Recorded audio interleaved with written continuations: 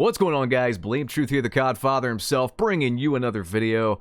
And don't worry, guys, I'm not so desperate that I've gone back to play Cold War. Oh no, this is not my gameplay. This is a buddy of mine. Thank you, E5150, for this. I appreciate it. But no, I've not gone back to Cold War. I'm not that starved for a decent Call of Duty. And this game, I mean, that's giving this game a lot of credit. This is probably the best thing we've gotten in the past 3 years of Call of Duty, 4 years of Call of Duty. Yeah, I'd say 4 years now. But that's not saying much, man. That's not saying much. I ragged on this game so much and said it was boring, and then here comes Modern Warfare, or should I say Modern Warfare 2, and it puts everybody to sleep. We're already all bored. The game nearly got beat out by Goose Goose Duck, some indie game. The most advanced Call of Duty of all time nearly fell prey to the popularity of Goose Goose Duck on Steam. I've never even heard of that game, and then I saw it creeping up, and I'm like, this game's about to body not just multiplayer, but Warzone 2. Warzone 2, the Battle Royale. Like, all these modes they've stuck into one game that they, you know, base their metrics on. I'd be very interested to see the actual detailed player stats between both modes, because, I mean, they're both pretty bad. They're both falling, but multiplayer's just got to be done. Like, it's just got to be done, dude. You guys can say what you want. You could say I'm too harsh. You could say don't like it, don't play it. I saw something today that just proves that we are getting completely fucked, and if you disagree, you are a COD dick rider. There's so much copium with the Call of Duty fanboys. I could post literally a metric with hard data. I could say like, hey, Goose Goose Duck is about to beat this game. And people will be like, oh, well, it's just Steam, man. You're not taking into account Battle.net. I'm like, okay, but they're too pussy to show their numbers on Battle.net or Xbox or PlayStation. So, like, I'm going with the only data that they're forced to show because it's in Steam's policy to show it. So, like, okay, I'm going off the data. It doesn't matter if it's just one platform or half a platform. It's the data that I have, and it shows that the game is bleeding players. The amount of copium, I swear, if you saw my Twitter feed today, guys, the amount of copium from COD fanboys when I posted that Goose Goose Duck was about to overtake them for today, it's sad. It's actually sad. I could literally post, like, I don't know, hard proof that Bobby Kodak's got some CP in his house, and I don't mean COD points, and they would somehow find a way to defend this ginger gnome fucker. Still, it's insanity. So many fanboys just making up statistics on the spot. I try to give you guys hard data. If I can't give you guys hard data, I try to find something that somewhat correlates, like subreddit numbers or whatever. It's so hard to actually give you scientific data because we don't have access to the numbers. And that's a perfect segue into today's topic for this video.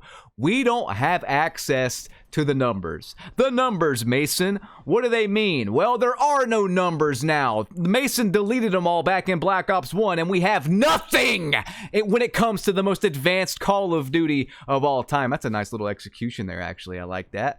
I don't really do executions in my Call of Duty gameplay because I never can sneak up behind anybody in Modern Warfare 2 because my footsteps sound like elephants tap dancing in the goddamn ballroom on the set of The Shining. In Cold War, though, there's dead silence as a perk, so you can sometimes pull it off. I might actually go back to this game. Cold War Year 3, I guess? I don't know, man. I might even go back to Vanguard. I kind of want to see what Vanguard has done. I swore I'd never play that game, but maybe it's fixed now. I don't know how Call of Duty works. It seems like the new game comes out, and then the old game finally gets fixed, and, like, it is okay to play because skill-based matchmaking isn't as prominent, but I digress. Let's get into the actual meat and potatoes here. So, the numbers. You know, I saw something today that just blew my mind. It was Call of Duty Mobile. Maybe I've just been playing the wrong Call of Duty. Maybe I've been on the wrong platform. I'm not really a mobile gamer, guys. I try to stay off my phone as it is. I feel like sometimes I'm addicted to social media, especially since my job kind of requires it. Like, I'm required to have an Instagram. I'm required to have a Twitter. So I'm already on my phone too much for my liking. Like, if I had it my way, I would be off my phone as much as possible, pretty much. But, you know, I'm not really a mobile gamer is the point I'm trying to make here. So I saw something today about COD Mobile, and I'm like, maybe I should rig this up to somehow emulate it, like have an Android emulator and just play it on PC or something, because This game seems like it's it. I'm going to cut the gameplay here and just show you the full-size screenshots. I want you guys to look at all this stuff. Detailed numbers. Detailed numbers. I read today that there's 70 different weapons, around 70 different weapons to use. 38 maps. Not just like 38 renditions of Border Crossing and Piccadilly either. I mean 38 good maps. Like, look at the maps here. You can see some decent ones. Hovek Sawmill, Hard Hat, Slums, Satellite. I mean, these range from good to great, you know? I don't know what to tell you. We have a firing range with customizable dummies. A firing range with more advanced properties than the most advanced Call of Duty of all time, TM. I might add some echo to that, some reverb and post or something. Can I say it again? Let's test it out. The most advanced Call of Duty of all time. That's what it was marketed as. 3 years, 3,000 devs, and they can't beat a mobile game. They can't beat a mobile game for features. The mobile game gives you hard data.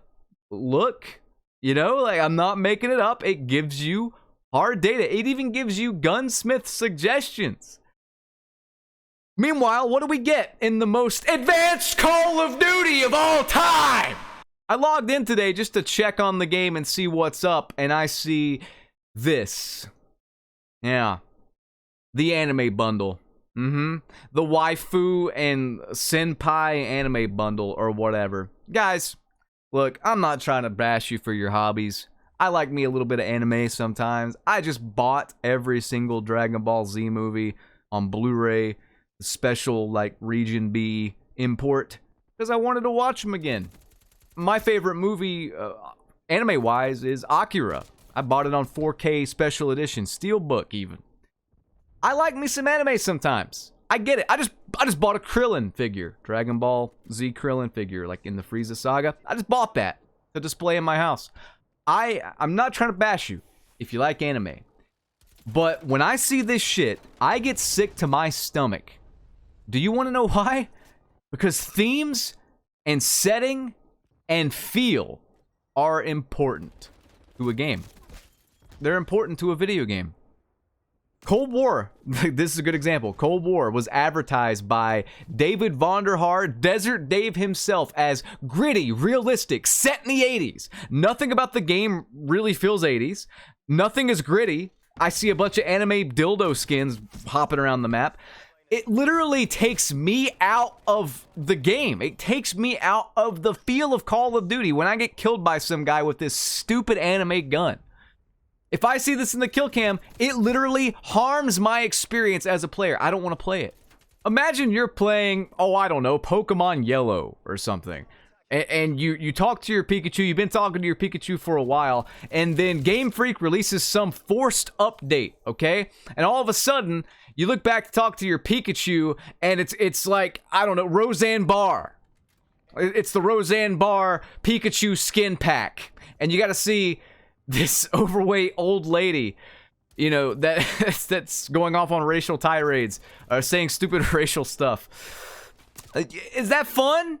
Maybe for a select few people, but I didn't choose it. I don't want to see it. I don't want to see it. Can I have an option to just turn off all DLC skins? No, of course not. Because that's what they want. They want to show these skins off to all the little Timmies and all the 70-year-old dads who, I don't know, maybe they want to get outside of their comfort zone and buy this anime skin so they can forget that their, you know, third wife just divorced them and they have to pay their third alimony payment for the month.